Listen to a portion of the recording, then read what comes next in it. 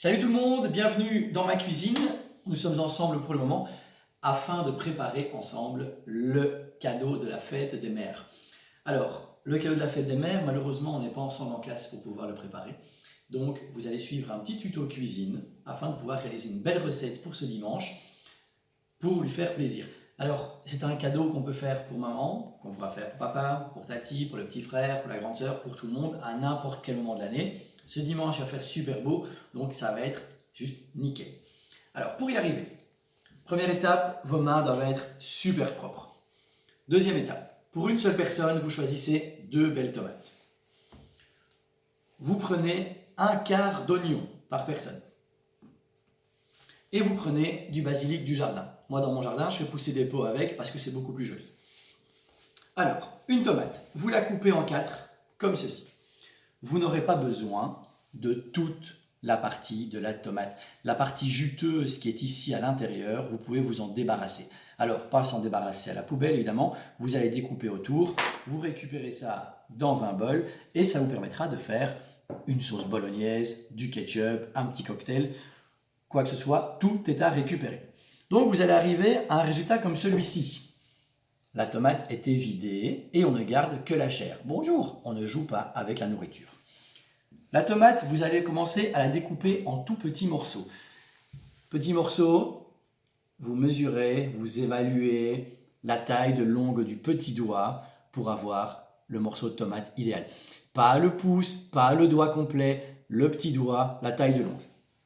Vous allez couper des tout petits morceaux et lorsque vous aurez terminé avec votre tomate, vous mettez tout dans un bol et vous gardez au frais pour plus tard. L'oignon, pareil, même proportion, même taille, des tout petits morceaux de la taille de l'ongle de votre petit doigt. Pas le pouce, pas l'ongle, pas un doigt complet, le petit doigt, l'ongle.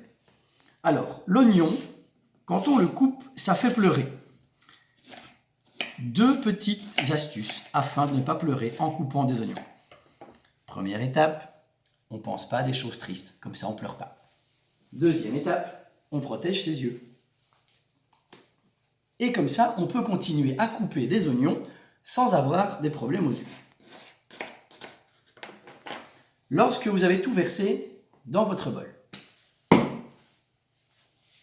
vous allez rajouter des feuilles de basilic.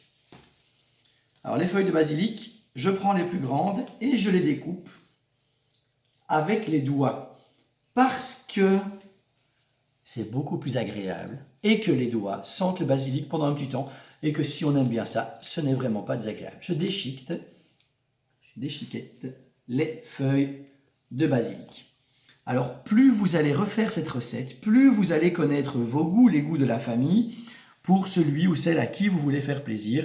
Il aime plus de basilic, il aime moins de basilic, je ne supporte pas le basilic, ou je ne mange que du basilic. Voici une herbe aromatique qui va aromatiser, comme son nom l'indique, la préparation qui est là. Alors, cette préparation a l'air bonne pour le moment, aux couleurs de l'Italie, vert, blanc, rouge, mais vous allez pouvoir rajouter un petit peu d'épices afin que ce soit meilleur. Alors, attention avec les épices. Du sel, du poivre et de l'ail en poudre. Alors, un peu de sel, un petit peu de poivre.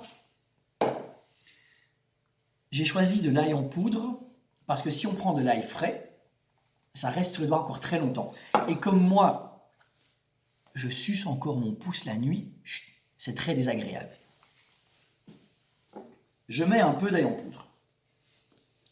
Avant de mélanger le tout, de l'huile d'olive.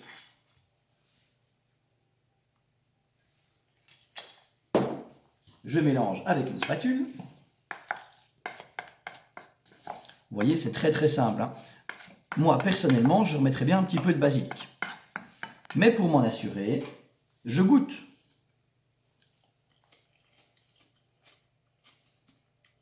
Pas assez de sel à mon goût. J'en rajoute. Le sel, le poivre, l'ail, en petite quantité. On goûte et on en rajoute. Si on en met trop, on ne saura pas en retirer. Lorsque vous avez terminé ça, je vous conseille de mettre ça au frigo pendant une petite heure. C'est super frais. Et ensuite, vous présentez votre préparation sur un petit toast que vous aurez fait griller ou sur un pain frais. Voilà, vous présentez ça beaucoup mieux que moi évidemment. Pas en mettre partout.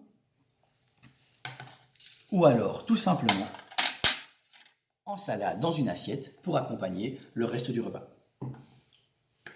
C'est aussi simple que ça. Je récapitule.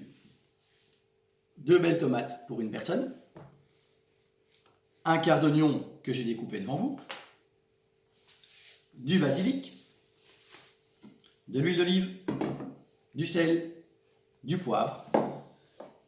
De l'ail. Moi j'ai pris de l'ail en poudre, mais de l'ail frais c'est très bien aussi. Quelques toasts sur lesquels mettre votre préparation et vous avez réalisé de superbes bruschetta, ça dépend des régions d'Italie, comment on le prononce, pour la fête des mères. À vos fourneaux, à très bientôt et bonne fête maman!